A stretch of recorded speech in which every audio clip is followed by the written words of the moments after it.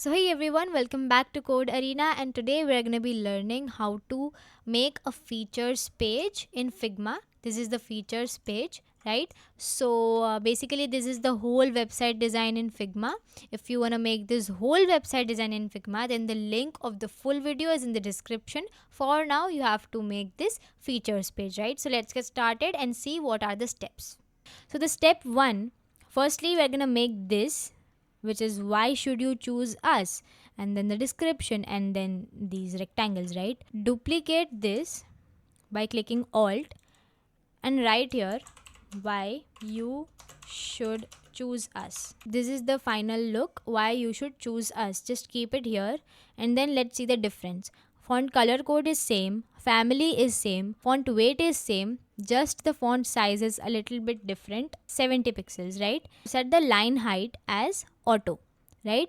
So we are completely done with this heading.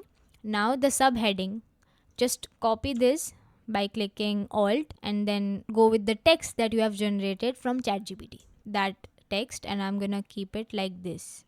Just change the font size to 30. Heading and subheading is completely done. Now what you have to do is you have to make this rectangle, which is the step 2 of the features page, right? So make a rectangle, set width, height, corner radius, linear gradient. I'm going to show you everything step by step, right? So firstly we are going to create a rectangle. Here is the rectangle. We are going to set the width as 283, set the height as 382, set the corner radius as 48. Go with the fill option and select linear gradient, and the first linear gradient would be FFE 2C8. The second linear gradient would be FEB A44 with 100% of opacity. And then you have to go to the effects option.